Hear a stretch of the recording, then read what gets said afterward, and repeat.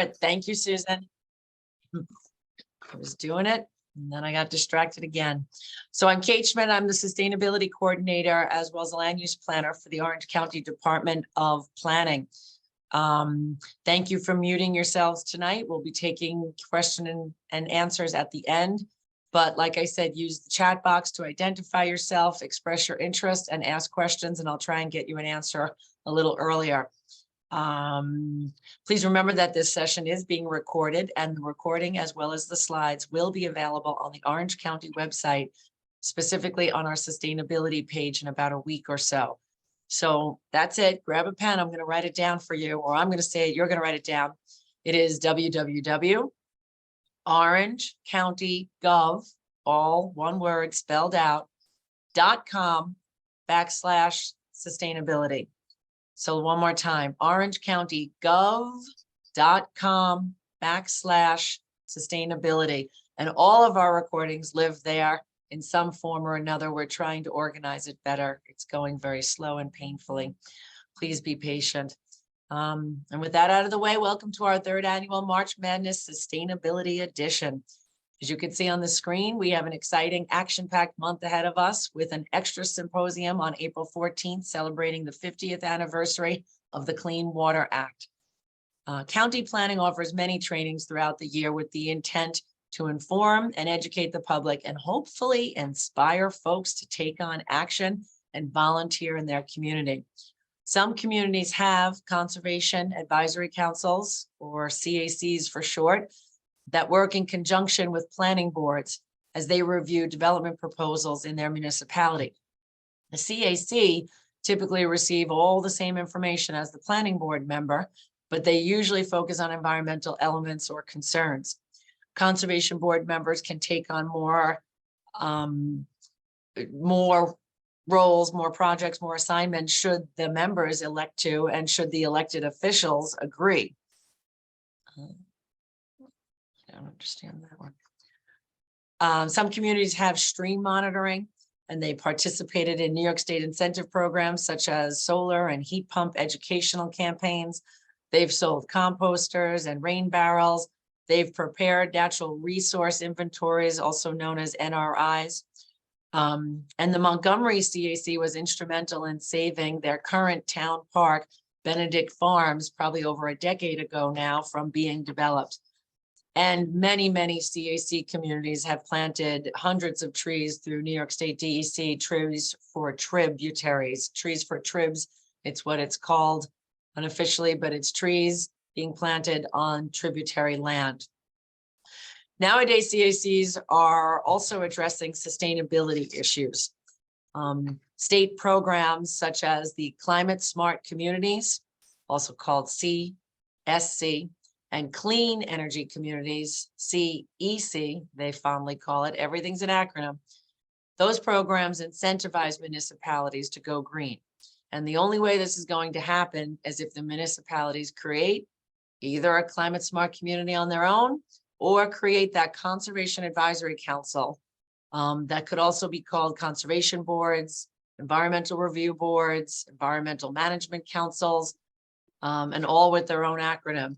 But those are the interested group of people. They're the engaged group of people that find out about these programs and take it to the town and demand elected officials recognize it. So this one group can act as two groups and can get lots of money for the municipality depending on their actions that they perform. Recently, these conservation-minded groups are broadening their scope to take on these state sustainability challenges. That could include composting, LED lighting, community education of solar heat pumps, electric vehicles, doing sustainability plans and buffing up their energy code. There's so many things. And there's so many opportunities that the state offers for municipalities to go green. And without a group of people that are really interested, unfortunately, the elected officials have a lot of other things going on, and this falls by the wayside. And this is why we need volunteers. The creation of a CAC in your municipality will convene a group of interested folks that can advance all this good work, resulting in state recognition, grant preference, and even monies. Cold, hard cash. Please consider joining your local CAC or our Conservation Advisory Council or your climate smart community. And if your municipality doesn't have one, then either start one or join the county climate smart community. Either way, give me a call and I will put your interest to work. My number and my email appear in the chat box. There's so many elements of participating in climate or sustainability or environmental work. We will certainly find you something. So let's get started on tonight's topic of invasive species, another good one. We have a wonderful speaker, Susan Njai, pronounced very different than what you see, is the community horticulture educator and master gardener volunteer coordinator at Cornell Cooperative Extension. She has her master's degree in entomology and enjoys exploring the world of insects and other crawling creatures. She also loves getting her hands dirty in the garden, growing beautiful flowers and delicious herbs and vegetables, and spending time exploring the outdoors with her 2 young children. So let's get to it. Please take it away, Susan, when you are ready. Hey, thanks so much, Kate, and welcome everyone. I'm excited to have been invited to this to present today on the presentation will concentrate mostly on one of our new invasives, the spotted lanternfly. So let's get started. So just an overview of what I'll be talking about today. We're going to talk about what is a spotted lanternfly, where you can find it, what you can do about it, and then we're also going to talk about its favorite host, the tree of heaven, which is unfortunately another invasive species that we have throughout the county. So before we get started, I want to see, has anyone ever used annotation before in Zoom? If everyone can look at their Zoom bar, there should be a thing that says annotate. Are people seeing that? Yes, no, no, yes. I see some yeses and some nos. So let's give it a try. I see those people that say yes. So if you were to click on the annotate, oh, sorry. If you click on annotate, this should appear above. And you should be able to then click on one of these things and you should be able to write on the screen. So if you click on stamp, it should appear some stamps. So if I were to do that, then you should be able to put stamps on the screen. Can people do that? Let's see if you can put a stamp. So I'm annotating on the screen. Can anyone else do that, or is that just my function? And you can come off mute. We're a small enough group. Unfortunately, I see Robin. Robin has annotated. Hmm. Robin is trying to annotate. I see your cursor moving around, Robin. Yeah, this is Dennis. I don't see the annotate along the bottom. Right. Obviously, I see it on what you have on the screen, but I don't have that along You the don't bottom. have that on yours. Okay, it must be a function that's updated in Zoom. So let's just scratch that and we'll just run those polls, Kate. One thing I noticed, I'm sorry, this is Alan. When I clicked on view options on the top of the screen, one of the view options was annotate. Okay. Oh yeah. So in your That could be view, where we have it. yeah, in your view, annotate is one of the options. So you have to click on that to be able to see annotation. Was that helpful to anyone? So on the top center. Oh, I see Sandra has appeared. Yes, so that's good. And someone drew something. We're an artist. Yeah. All right. As long as it's not a spotted lanternfly, we'll be all right. Oh, there we go. We're getting some annotations now. So it was that view thing. Okay, excellent. So people are able to annotate. So, oh, and there's Michelle. Awesome. So I'm gonna ask some poll questions, and instead of having something appear on your screen, I just want you to then use your annotation to kind of, if you put a stamp, there you go, Kate. Put a stamp by the answer that best fits your, your answer. All right, so let's continue along. Oh. All right, so this is to keep you all, let me clear all these annotations. All right, hold on, annotate. Look Clear. at that. You got a computer lesson and you possibly could have an art lesson tonight too. All right, so the first question I have for all of you is, how confident are you at identifying spotted lanternfly eggs? So just put an annotation next to if you're very confident, somewhat confident, not very confident, or if they lay eggs.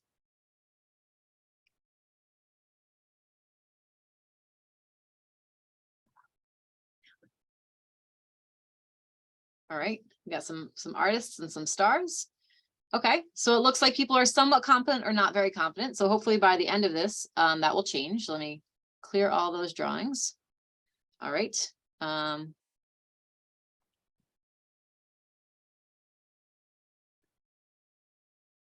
we'll go on to the next question.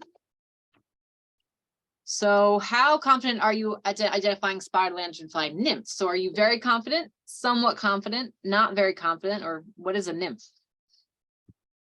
So again, put your annotation up there. All right, we got a not very confidence. All right, so it looks like everyone is not very confident at identifying nymphs. All right, so hopefully by the end of this, that will change. And then, oh, I forgot to clear it. Let me clear that first. Okay, so and how confident are you at identifying a spotted lanternfly adult?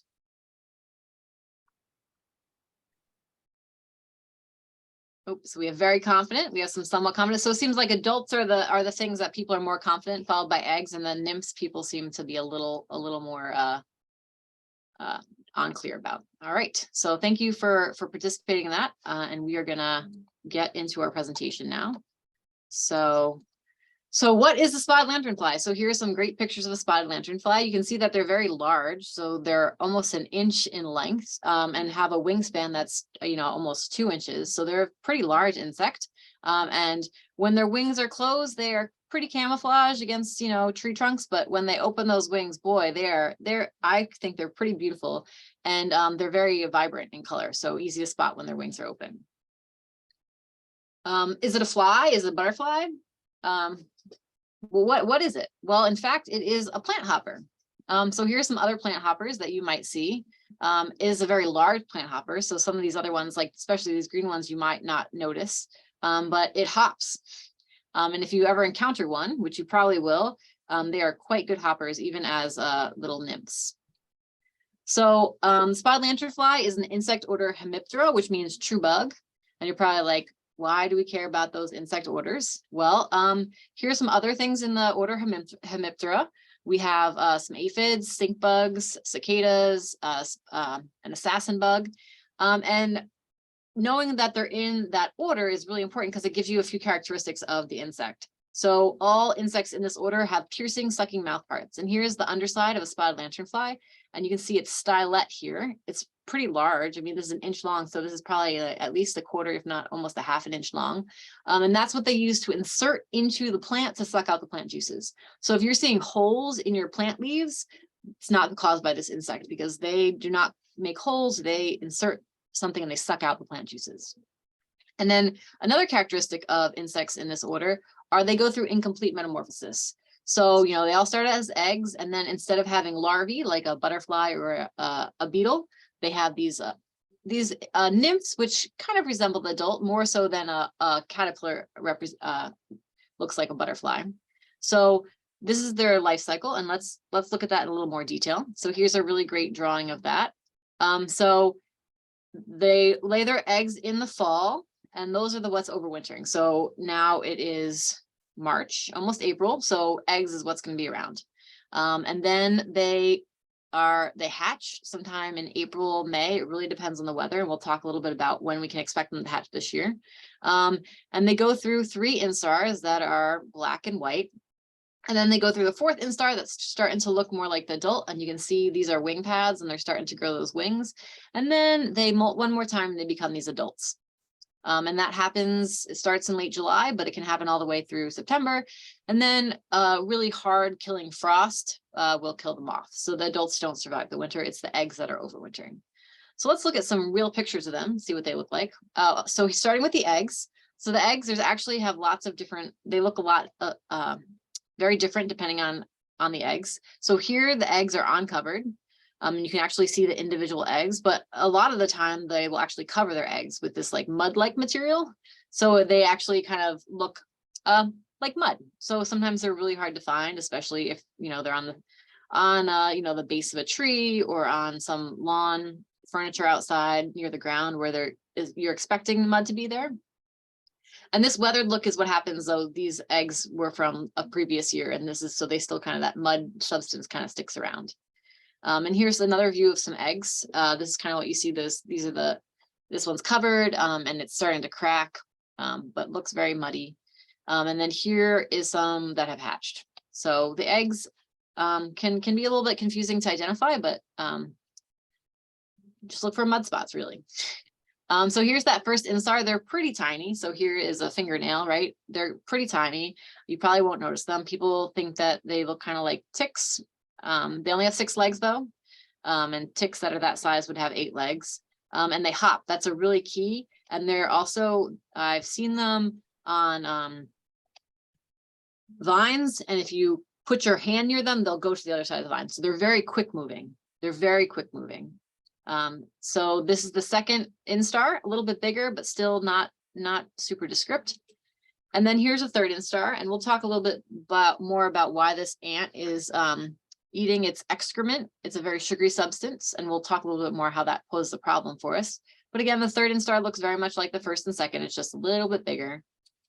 This is a picture of a third instar molting into a fourth instar. So you might see these white looking alien creatures and you're like, what is going on? Is it sick? Is it dying?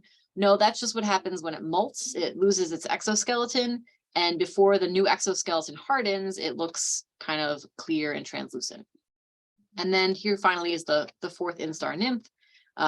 They're a lot more vibrant and so easier to spot. They're also larger, so more prevalent, more people spot these than they do the younger ones. And then finally in July is about when you start seeing adults, and they are around until about December when it gets too cold for them to survive. So now that we've gone through that, I'm going to ask you to annotate again. So now that you've seen some more spotted lanternfly egg masses, how confident are you at identifying those egg masses? So if you could take out your annotation. So, all right, we moved from not very confident and somewhat confident to very confident and somewhat confident. So that's great. Excellent. That's what I want to hear. I want to see people kind of moving up a little bit.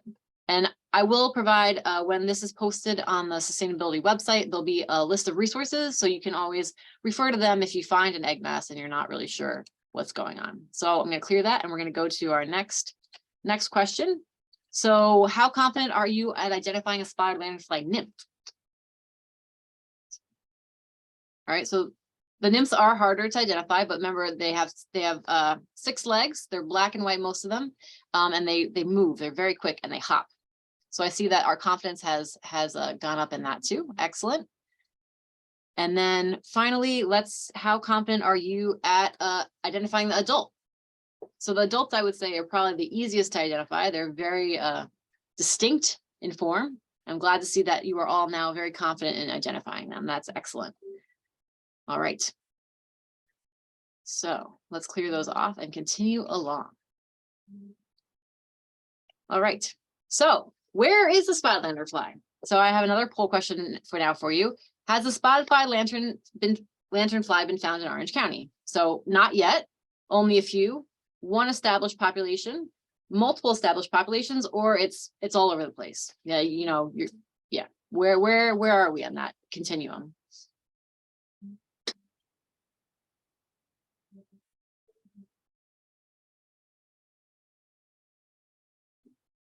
All right, so I see that we have some people that say not yet, only a few. No one says it's widespread, so it's somewhere between not yet and multiple established populations. So let's clear that off and let's talk about where it is in Orange County, or if it is in Orange County. So unfortunately, it is in Orange County. In fact, it's in every county that is marked in blue on this map. So spotted lanternfly, they think, was introduced right around here in southeastern Pennsylvania, and they actually know exactly where it was introduced. It was, they think it was on a stone shipment at, I believe, a nursery or somewhere that sells rocks. And it has took a while. They think it arrived about 2012. They didn't find it until 2014, and it's slowly kind of been radiating out from that area. You can see it kind of moves in these concentric circles. And then there's these things, these hopping, right? So here's some in Michigan and Indiana, out here near Cleveland, Ohio, down North Carolina. So it is spreading. Now, I will say this insect was introduced. It is not native to South Korea, and South Korea is about the size of Pennsylvania. And within 3 years, it was ubiquitous throughout the country. So we have actually, even though it seems like it's spreading a lot, we have done a really good job of containing that spread and slowing the spread, which I think inevitably is going to spread, but we can at least slow it down and have better management tactics in place before it gets to certain places. So when did it arrive in Orange County? Well, the first really, people have found individual insects throughout the county, but the first time that they found an established population so that they were actually breeding was back in Port Jervis in the fall of 2020. It was near the New Jersey Transit Station and on US Route 209. Now we found that this is moved around mostly by vehicles.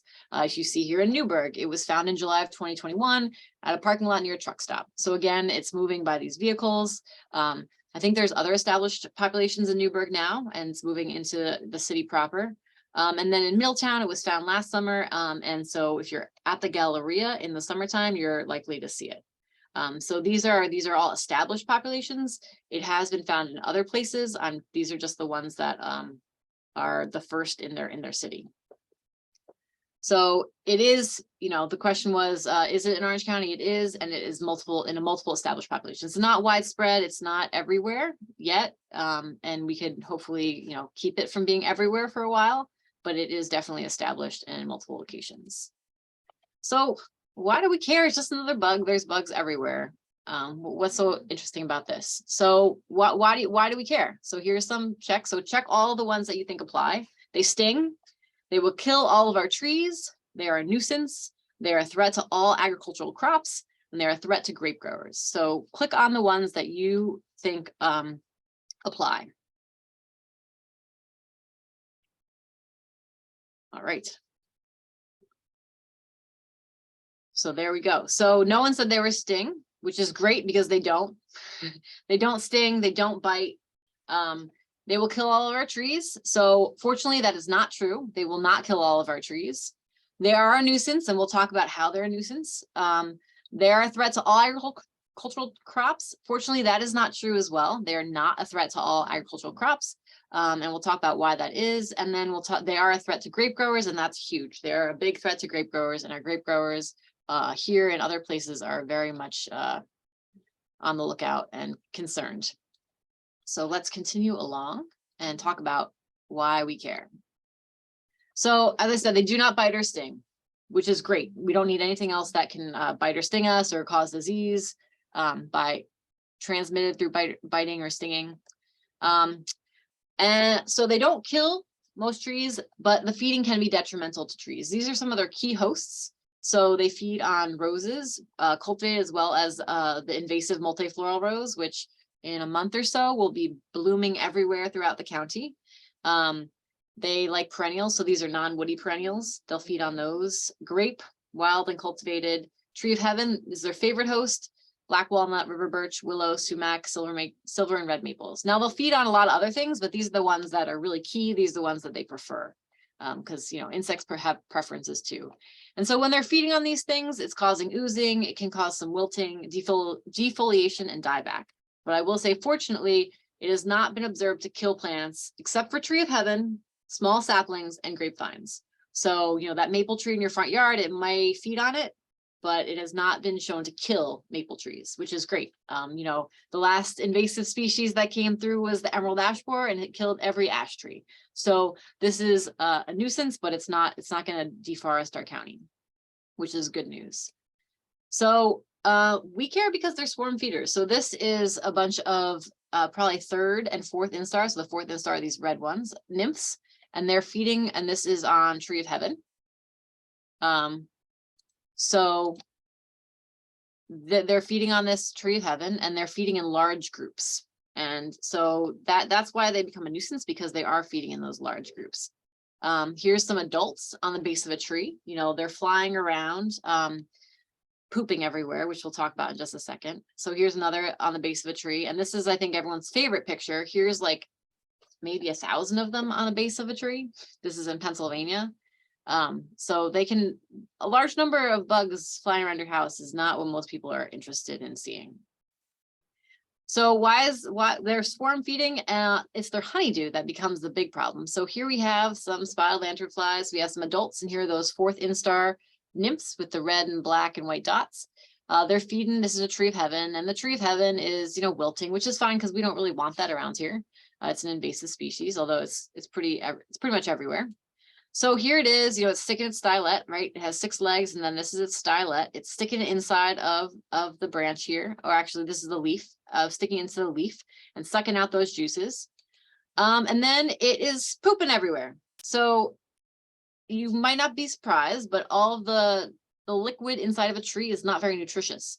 And so for the insect to get enough nutrients to survive, it has to continually eat and eat and eat and eat. And if you eat and eat and eat and eat, you have to get rid of that somewhere. So their excrement is called honeydew, and it's called that because it's sticky and it's sweet. And so what that honeydew does is it attracts wasps and bees and ants. There's a lot of true bugs like plant hoppers that actually have a symbiotic relationship with ants. The ants follow them around, protecting them, and then they eat their excrement, the honeydew. So no one really wants more ants and bees and wasps flying around their house while they're trying to have a picnic outside on their patio. And also, this is sooty mold will grow on this honeydew as well. So you can imagine if you have a maple tree hanging over your patio, your back deck, and there's all of these spotted lanternflies in it, and they're all excreting this honeydew onto your deck, and then your deck is covered with this black sooty mold. That's not no one really wants that. And so it's pretty awful. And so people are really not happy about that. So here is some flies and some yellow jackets hanging out by some spotted lanternfly, interested in that sweet excrement. And here you can see at the base of this tree, this is all sooty mold that has grown on that honeydew. And so you can imagine if this was over something that besides, this looks like rubbish, if it was over your house, over your pool, over like a patio, this would be a real big problem and a huge nuisance. And then fortunately, they have not been found to be a major pest on most agricultural crops. You'll see pictures of 100 nymphs on a cucumber plant, and the cucumber plant will die, but that is not common. They don't hang around on those plants very long, and you can go and knock them off those plants if it's the cucumber in your backyard. And in large fields of cucumbers, it has not been seen as a problem. You'll also see, I've seen pictures of like 100 on an apple tree, and they will feed on an apple tree, but they'll only stick around there for a day. It's not their preferred host plant.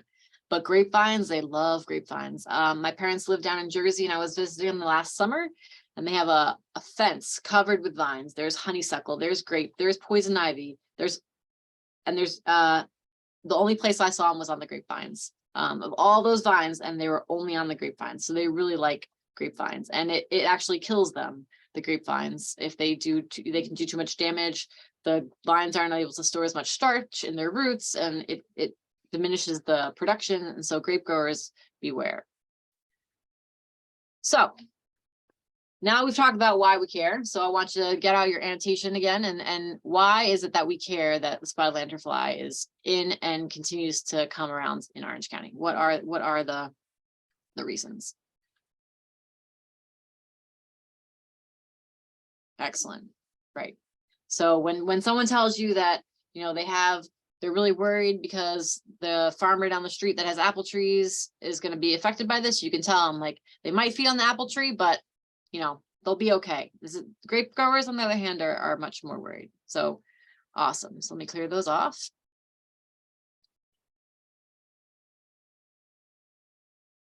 All right. So yeah, that's all the reasons that we care. So what can we do? So we have this invasive insect. It's coming. It's arrived. We have reason to care. It's a huge nuisance. What can we do about it? So you're all here today. So you're joining the battle to beat the bug, which is great. Learn more, right? So here you are learning today. This is a great opportunity for you just to increase your knowledge on this insect. Some other things, these will all be resources that are posted on that webpage, the sustainability page. So just getting more familiar with what egg masses look like. So here's the spotted lanternfly egg mass here and here. They sometimes will be confused with the spongy moth, formerly the gypsy moth egg masses, or praying mantis, lichen. They can kind of look like lichen. So just getting familiar with that is a really great thing to do. The nymphs also, people confuse them. This is a wheel bug nymph. They kind of look similar, especially if you don't know what's going on. So just familiarizing with lookalikes is a great way to kind of be on the lookout. And the adults too. We got some calls last year of people that thought they found them and they sent a picture of a tiger moth. So if you're not familiar with a tiger moth and you see it, it's colorful, it's the same kind of shape, it's a bug, it's flying around. So just familiarizing yourself with some things that kind of look like the spotted lanternfly that are also found locally. And then keeping your eyes open. So it is winter now, or I guess it's spring now. Happy spring. It's spring now. So they are still egg masses. They have not hatched yet. So looking for egg masses, you don't need to be as careful when you're traveling. But right now, looking for egg masses, especially on Tree of Heaven. Whenever I go out walking on the Heritage Trail, I'm always looking for Tree of Heaven, and I'm always looking for those egg masses because that's their favorite thing to be on, and that's where they're gonna lay their eggs. So when we're keeping our eyes open, when do you think they're gonna hatch? Well, they actually have kind of figured it out. Their current status, so for a while, once the eggs are laid here, this is the development status, and this is time on the x-axis. The eggs are inactive for a period of time. Now we had a really weird winter, so I'm not sure, but I think usually they'd be active longer, but it was so warm for in the fall. So they have a period that they have to be inactive, and then they start growing. And they have to grow it has to do with temperature, their development. So it's based on a degree day model. So this is how insects develop. It has to do with, and so 7.36 is about 45 degrees Fahrenheit. So, which is what you're probably familiar with, 45 degrees Fahrenheit. So every day that it gets above 45 degrees Fahrenheit, they develop a little bit more. So today, this is a forecast, right? So today is the 22nd. So today it's gonna be 4 degrees. That's what the development is. It's a 4 degrees closer to hatching. This weekend it's supposed to be very cold again with our yo-yoing temperature. So there's not gonna be much development this weekend. As you see, it's the same number, but this is found at NUA, which is the Network for Environment and Weather Applications hosted by Cornell University. And so this is the website. Again, I'll put this in the resource links. You can go there and you can kind of watch. This is for the Fruit Research Center in the Hudson Valley. So you can pick, if you pick the weather center near you and kind of follow it that way. If you actually saw eggs being laid, you can also import that data so you can follow it more closely with where you are. But we still have a while before they're gonna hatch. And if you follow Gardening in Orange County, New York, the Facebook page, we will definitely be announcing when they hatch and when you can start looking out for nymphs. So please follow that to stay updated. And then this is more important when there actually are things that are moving around, just inspecting everything when you travel. They lay eggs on cars, they lay eggs, they hop. So here's a 4th instar, right? That red instar with the white and black dots on a tire.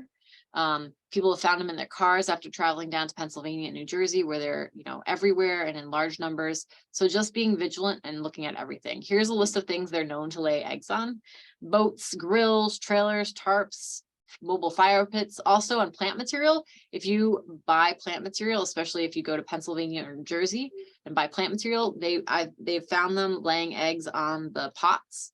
So check that. I know people have found them on Christmas trees and they brought them in their house. So that temperature went up, the eggs developed really quickly, and then they had little spotted lanternfly nymphs crawling around their house. So just make sure you're looking at everything, especially when you're going places that has them. And then reporting. So they're still not ubiquitous in Orange County. So they're still interested in knowing where they are. So if you find one, collect the specimen, take pictures, and then you can go to reportslf.com. It's an online form. You put your name, your phone number, you upload a picture, and Ag and Markets, New York State Ag and Markets is the entity that's following the spotted lanternfly.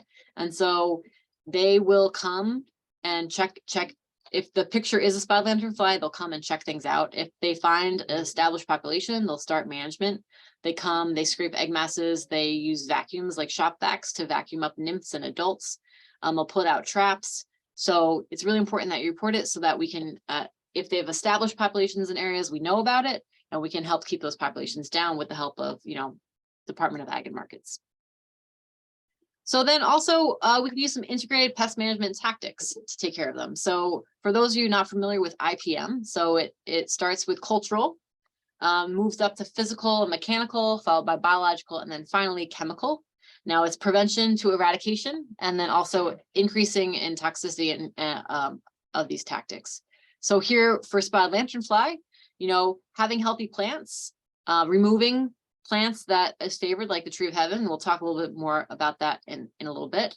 So right now you can be scraping and smashing eggs. Biological control, they do not have biological control to release at this point in time, but they are doing some research looking at some funguses that will help control it. And then finally, using pesticides. So you'd always start with things that have lower toxicity, and then eventually, you know, if necessary, moving up to more stronger chemicals. So here's kind of a calendar of management options. So don't move any life stage. That's something you can always do, right? So making sure you're not moving things. So if you're getting something down in Jersey, down in Pennsylvania, making sure it's doesn't have egg masses on it. Right now you can go out and scrape and destroy some eggs.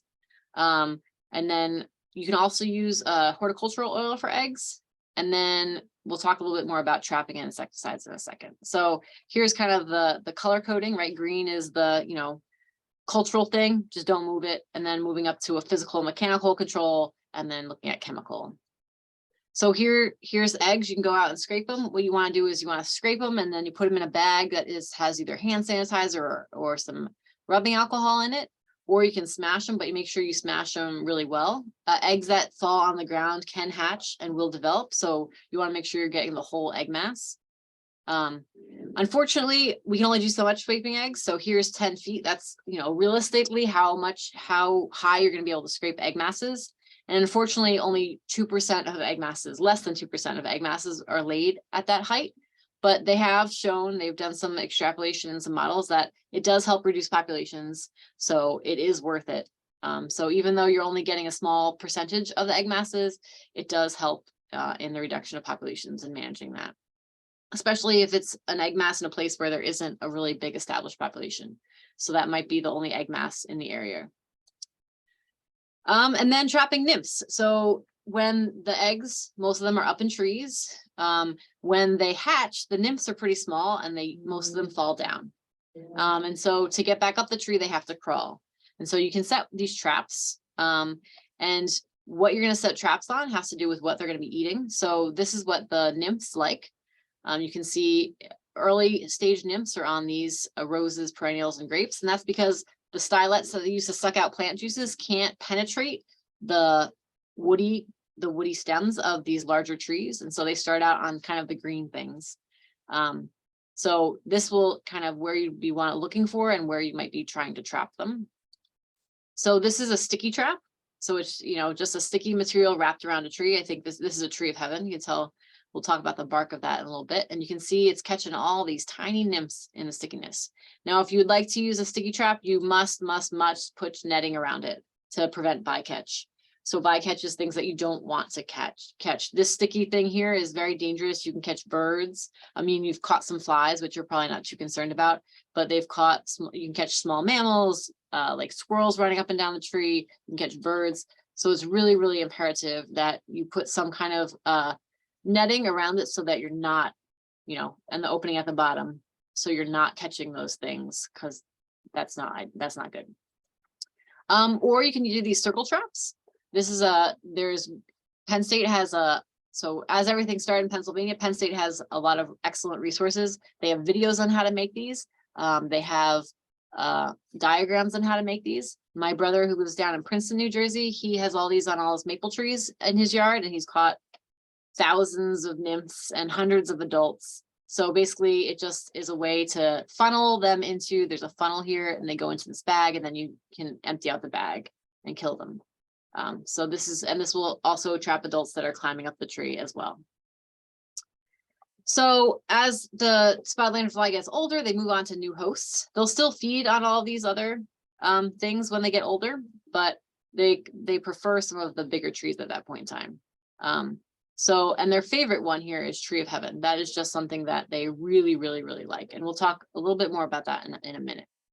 So when it comes to insecticides, there are contact insecticides that you can spray on them. And I'll put a link. There's a list of the ones that are registered here in New York State for the control of spotted lanternfly. It's a short list, but there are some things you can use, but they're contact insecticides and they have to like be sprayed on the insects, or the insects have to touch them while they're wet.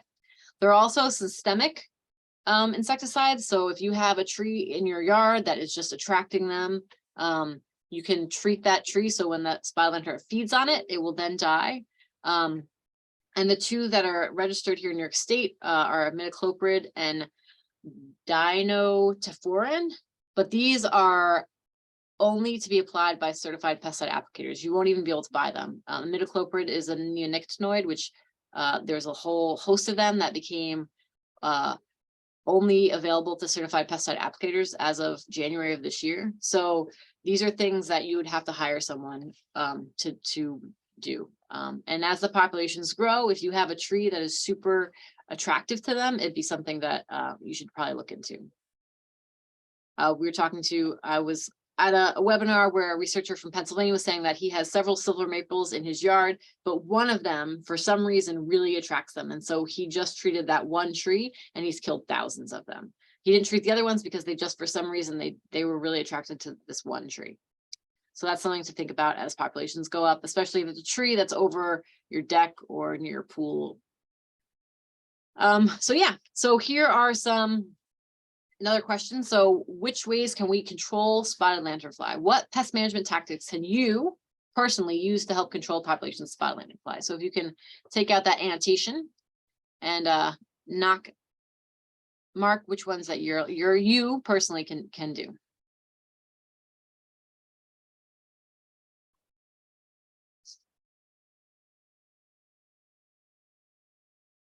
All right, excellent. So you all got it right. So being out there searching and destroying egg masses, trapping those nymphs, trapping adults, and then using contact insecticides. The systemic insecticides, that's something that is available in New York State, but not something that you personally can do unless you're a certified pesticide applicator. So, all right. Thanks for all that. Let me clear that off. And then last but not least, talk to your friends and neighbors. So you have some knowledge, you came to this webinar today. When the video is posted, share it with them, share it on your social media account, send an email to your friends and family, talk it up when when the eggs hatch, if you're at a friend's house and you see them, say, hey, this is spotted lanternfly, this is bad. So spread it. Word of mouth is really powerful. So make sure you're talking to people about this. So now I wanted to go back to that tree of heaven. Tree of heaven is that host that their preferred host. So this is something that is interesting in that if you have tree of heaven in your yard, you may want to just leave it there because is kind of a place that will attract them, and then you will know that they have arrived. It's also something that you may want to get rid of because it is an invasive species, but so it has this kind of like dual purpose depending on what you want. So tree of heaven is everywhere in Orange County. I remember I gave a presentation over at the Hudson Highland Museum, and I was driving along near West Point, and it was in the fall, and they were they were everywhere on the side of the road, everywhere. So here you can see they have a very distinct leaf form, and we'll look at a little bit closer about that. So they have this pinnate leaf. This is a whole leaf, one leaf. The leaves can be 1 to 4 feet long, and they have 1 to 40 leaflets. So these are all their leaflets. So this is a whole leaf, and these are all their leaflets. So they're quite large. Some other things that you can make that makes them very distinctive is they have at the base of the leaves, they have these little teeth-like things at the base of the leaves. So other plants like the sumac has leaves that are similar, but if you look at the base of the leaves there, they don't have these teeth. And so that's one way. Another way is if you were to take these leaves in your hand and crush them, they smell awful. I have a 6-year-old, and a couple of years ago, I taught her that. And so now every time we find them, she crushes up and puts it under my nose and say, here, mama, smell. It smells awful. So some people say it smells like rancid peanut butter, and I would kind of tend to agree with that. So if you find it and you're not sure, crush it up, give it a little whiff, and that will help you identify what it is. It also has this really cool smooth bark. So at this point, there are no leaves on the tree, so there's nothing to crush up. But if you see something like this, that is what the bark looks like. And then in the fall, it has these twisted samaras. So this is very similar to what a maple tree has, right? They also have samaras. And there are thousands of them. So with the reproduction, a full-grown tree can produce 30,000 seeds a year, 300,000 seeds in a year, which is why it is a great at invading places, because it is so great at reproducing. And unfortunately, it also reproduces. So here's a tree just covered with them. It also reproduces by suckers. So its roots will send up basically new trees, identical in genetic material, but new trees, and they can do that up to 50 feet away. So if you have trees that are up to 50 feet away, it might actually be the same tree, which also makes it really hard to get rid of. So how do we manage this awful invasive species? Now, as I said, if you have one of them in your yard, maybe you want to cut it down, or maybe you just want to put a sticky trap on it or a circle trap on it, and see when you get the spotted lanternfly, because that is one of the things whenever I go walking, that's what I'm looking for. So one way, it has all those seeds, and there are 300,000 per tree a year. So you can hand pull the seedlings. It's a lot of work, and so it's may not be the best, but you could, depending on where you are and if they're new seedlings, that's a possibility. Another thing, what about, let's cut our tree down. You have a big tree of heaven in your yard. Well, remember how I was telling you about the suckering? Well, if you have a tree and you cut it down, it will kill that above ground stem, but it's not going to kill the roots. So we do not recommend just cutting the tree down, because what that's going to do is that's going to give you lots and lots of other trees. They're going to be like, oh no, we need to photosynthesize and send up all these other little trees. And you don't want lots of little trees if you didn't want the big tree. So that is not an option. Do not just cut the tree down. So this is one of the instances where using a systemic herbicide is necessary. If you want to kill that tree, you have to use herbicide, unless you're, it'd be extremely difficult to kill it otherwise.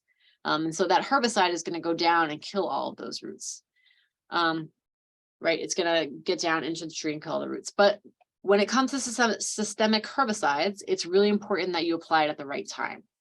So for a lot of the year, the tree is using all of the starches produced in the tree to grow. And then as soon as it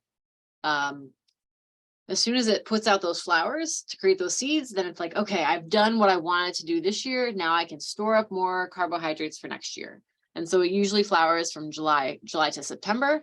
And so that's once it flowers, it's starting to put all those nutrients down. And so because the nutrients are moving down, the herbicide will also move down, and it'll be able to kill those roots. If you apply this right now, if you were to go out and apply systemic herbicide to a tree of heaven right now, you would kill the above ground stem for sure, but it would not, because it would not kill those roots. And so you'd get all these suckers, and you'd have a bigger problem than when you started.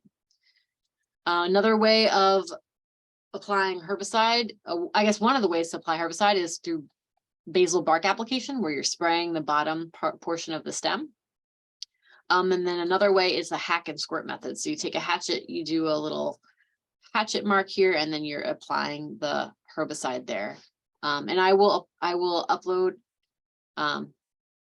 really great resources on how to manage Tree of Heaven. There's actually a whole course. It's a quick course where they have information on identification, management, where you read something, watch a video, answer some questions so that you can become an expert in Tree of Heaven, and so that you can go around and treat the ones on your property. So it is, and it will also have a list of all the herbicides that are labeled here in New York for you as a homeowner to use.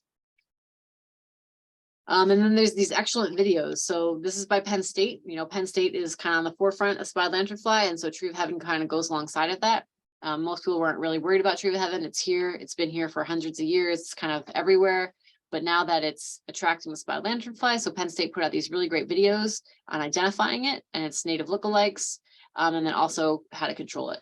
Of course, it's from Pennsylvania, and every state has its own pesticide regulations, and New York's are generally, they are more stringent than Pennsylvania. So you'll have to check out everything that they mentioned that you can use in Pennsylvania, you might not be able to use here in New York.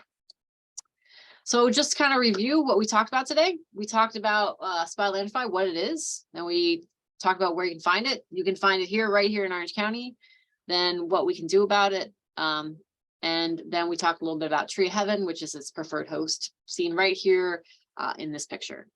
So here's a list of resources. And as I said, the PowerPoint will be posted as a PDF, and there'll also be a separate sheet with all of the resources listed. So there's lots of them, and we'll get those out to you. And then finally, does anybody have any questions?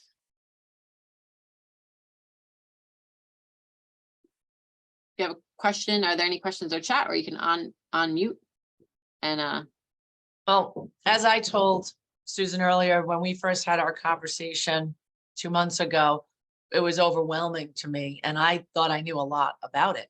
So I'll let everyone take it in, and maybe I'll just ask a few, if you don't mind. You know, you just ended on the pros and cons, or you alluded to it, certainly. You know, if you have a tree of heaven, do you keep it so it attracts those spotted lanternflies and slowly kills it for you, but it promotes their growth? My question is, it sounds like that hack thing would be something, anyway. It sounds like we should get rid of it as much as we can if we did want to control the spotted lanternfly. The same with the grapes. Will they adapt? I know you can't read into the future, but will they adapt and eat something else?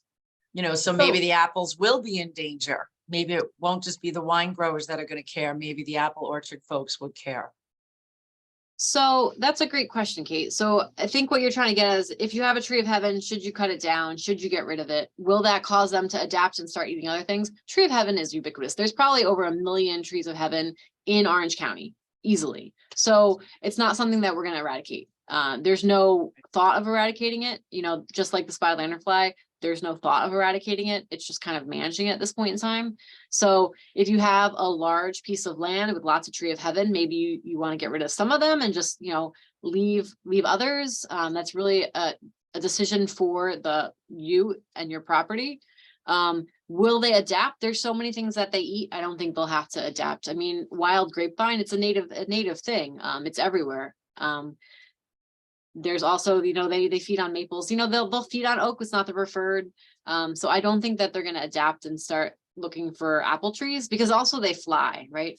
So one of the ways that they travel, you know, how they're spreading is a lot through cars, and people are moving them, but they can also fly. So if they find they're in a place that they don't like the food, they'll just go somewhere else. You know, the adults are laying eggs you know, the adults are looking for places where there's food that their offspring will, you know, the females will lay eggs in places where there's abundant food for their offspring. And once they become adults, they can move on if it's really crowded and find another place to lay eggs. So I don't think that they're going to adapt. I mean, you know, time will tell, but I don't think that that's something that we're concerned about. And tree of heaven on your property, if you have one tree, I would probably get rid of it. But if you have a big piece of property, you have a lot of them, you know, they're pretty hard to control. So yeah, that's kind of a decision you have to make yourself. Okay. I mean, the worst case scenario, if they have to find something, you know, their masses are going to keep growing so much that whatever grape trees we have will not feed them all, won't satiate them, and they will become compromised and die. So eventually, Armageddon, they're gonna go somewhere else.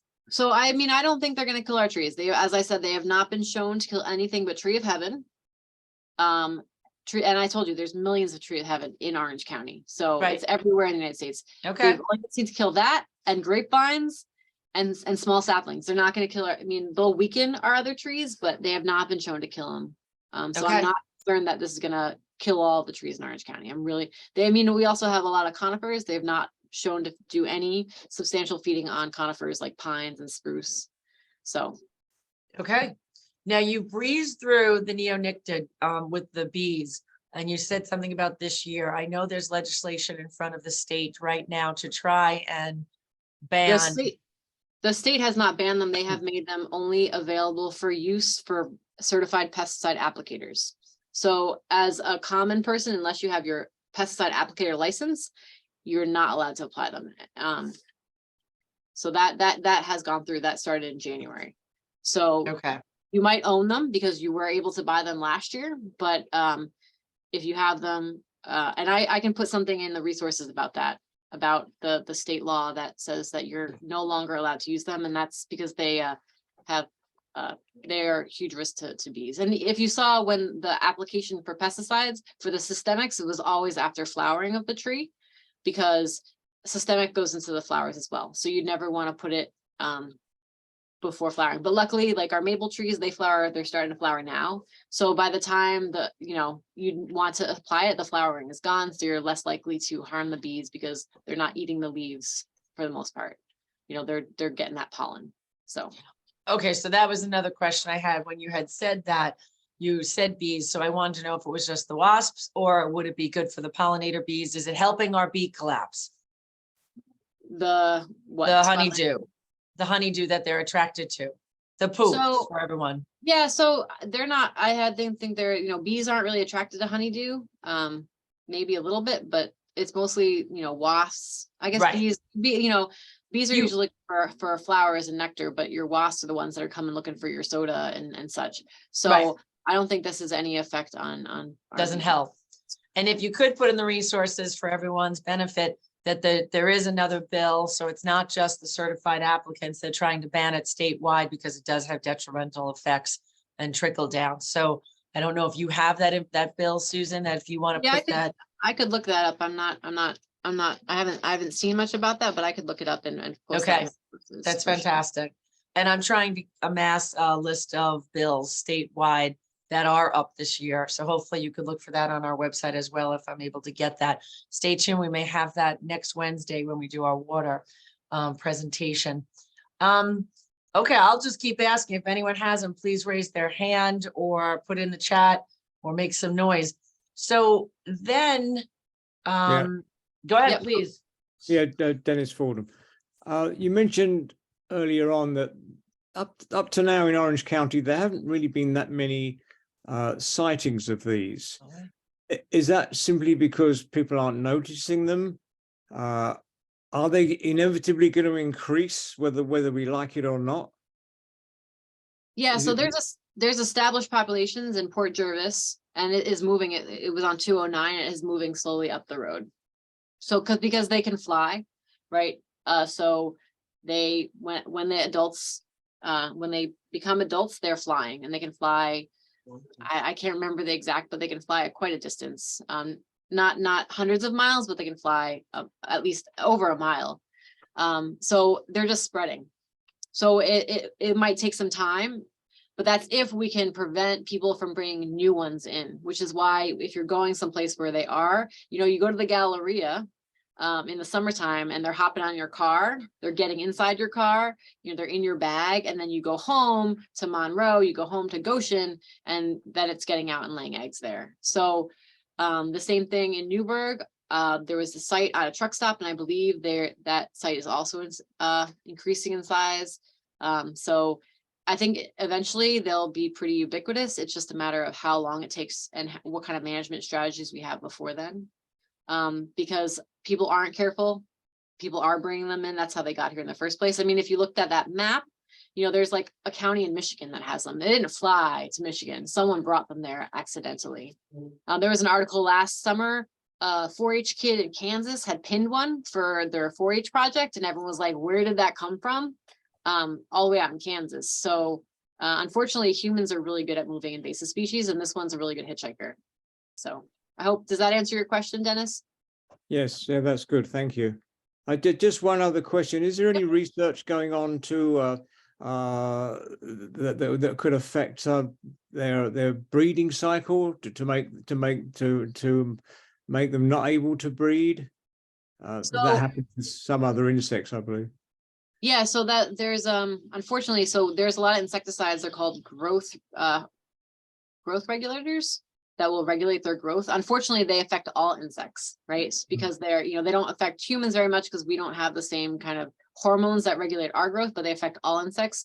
And so that's not something that people are really interested in using because it would affect our bees and butterflies and moths and all the native insects that we really like and we really need. They initially thought that maybe the tree of heaven, the ailanthus, was necessary for their reproduction, but they've done studies that show it's not necessary, but they do reproduce better when they do have access to it. And as I said, because it's so widely available here, you know, it's not hard to find access to it, and they can breed without it. Okay, So thank you. besides that, I haven't heard anything of any other reproduction interrupters that are being researched. Reproduction interceptors.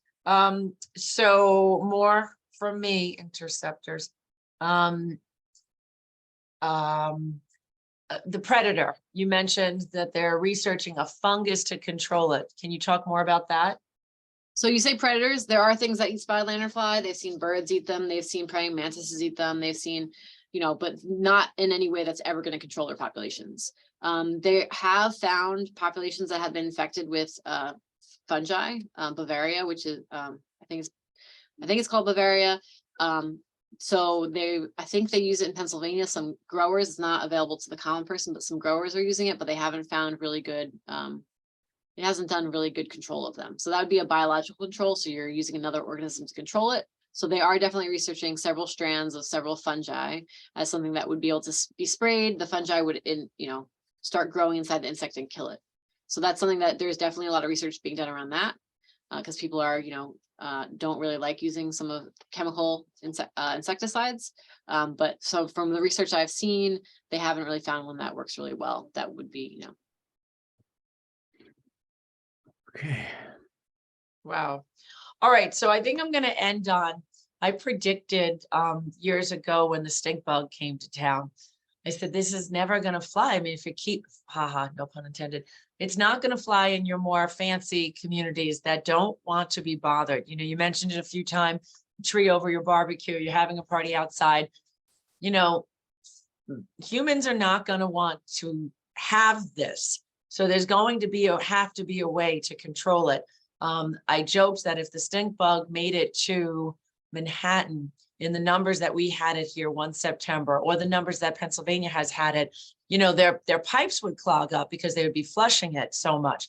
You know, there were so many. This is different, but I still see the human tolerance, which is what will inspire us to do something. And I'm wondering, what is that doomsday? Where do you see the final this summer, if it's here? You know, I saw you just had on Long Island had it. I spent some time there this summer and I did not see it at all flying, but I did get to a Long Island beach on the South Shore, and it was thousands of them in the water, I guess, or on shore, the waves bring them up. How does something like that happen? So a few things that you asked there. So currently this is found in all 5 boroughs, right? They're not asking people into New York to report it anymore in the city because it is found everywhere, and people are, stomping it and killing them, and they're flying in people. It's the same in parts of Pennsylvania, New Jersey. You go out and like they fly in your hair. And so, that's, people are they're gonna use those systemic pesticides in trees, and they are attracted to certain trees. So you wouldn't have to treat every tree. They're just going to treat certain trees to kind of bring those populations down. I don't think it's never going to be eradicated unless something, Armageddon comes and kills everything. But you can keep the populations down. Populations also, they found, have fluctuated. So some years there'll be lots of them, and then some years there'll be a few. And then there'll be a few for a few years, and then the populations will explode again. So that's something to look at as well. Then you asked about the question. So you were on Long Island and there were millions of them. I saw a video of it. Millions of them washed out up on the shore. And that, they can fly, but they're not, they're not birds. They don't, especially over the ocean with those winds. So I think what has been hypothesized has happened is they were flying and they just got caught in the wind, and they all, they failed. They were looking for a place to land and lay their eggs, and the swarm, as you said earlier, the swarm, there's a bunch of them. So they are, they do kind of live in, they're swarm feeders. So, there's a lot of movement together. But flying takes organization, echolocation, they're all just looking for food, right? They're all kind of like, this place is too crowded. I need somewhere with food. Let's try this way. And if there's, and then the wind just took them and by happenstance, that's what they Dropped were, and they were gone the next day, so probably the water took them out, what came in and gone.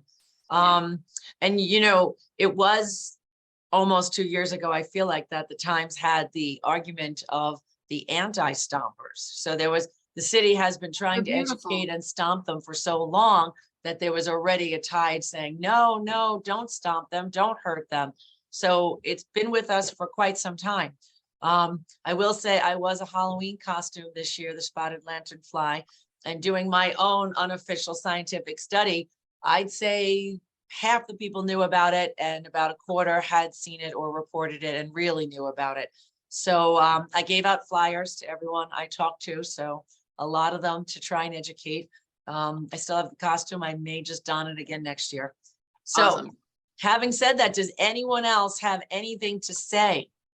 Questions, comments? I am very interested. I call them tutus, the net, the circle ring that goes around, because it's just made of netting.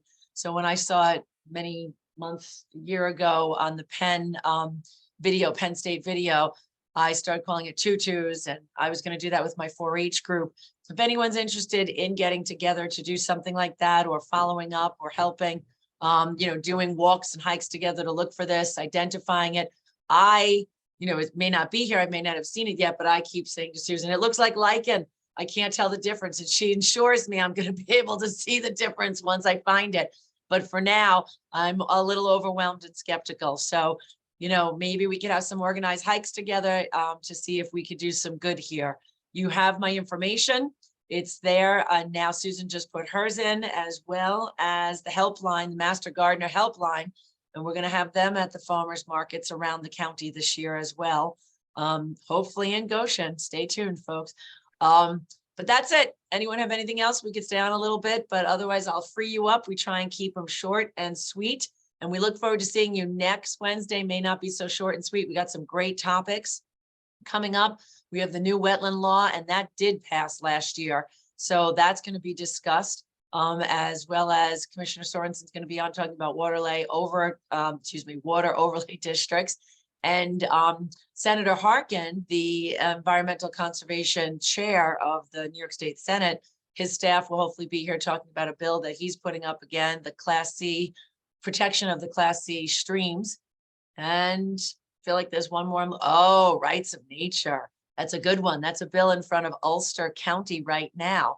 So we're going to hear about that. So please join us next Wednesday, the 29th. We'll see you here, same bat channel, same bat time. Thank you again. Thank you, Kate. Great job. Susan, thank you. Excellent presentation. Thanks for coming.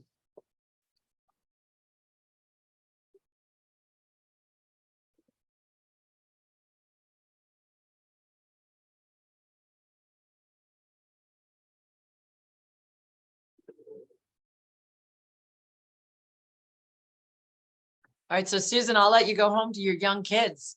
Okay. All And right. I hope you get sleep tonight. Thank you so much. This was wonderful. Again, I took notes as fast as I could, and I still have so many uncertainties in the head. Hopefully we'll regroup, and maybe if Cornell wants to hold any classes or anything, let me know. We could definitely help. Okay. Yeah. And I'll send Right. you a copy of the presentation PDF form as soon as Yes. I'll Yes. because I'll make notes on all the slides that will be visible. And then I'll also put together that resource list. Okay. And I never heard back from Deanna about when I sent her. I said, I'm going to share this with my 4-H groups. Maybe you want to share it. I didn't recognize some names here. Maybe she did share it, but I would like to put my 4-H kids to work. So we're available. You said it was April. The eggs are still up, right? The eggs are still up. Yep. They'll be up for another month or so. I would need a little direction to tell me, where do you think we go? I mean, they could be bored, but if you know where Tree of Heaven is and you want us to scrape it off of there, you know, things like that. I got ambitious kids who like to climb trees. So if you think about it, spring break, I want to do it that week right after spring break, like the April teens, and that would be close to the month then. So Yeah. let me know. Okay. I just wanted, so you said that some of these people you were familiar with, like Dennis. Dennis is the town. It's funny, you said Monroe.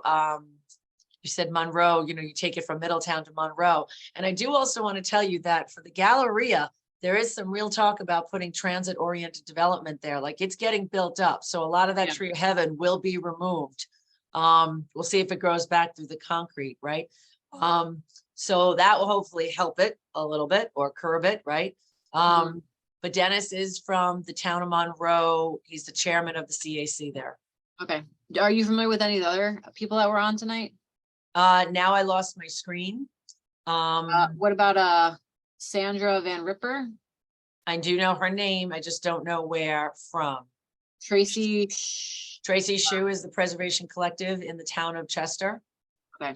So it's like their essential CAC. They don't have one. Who else?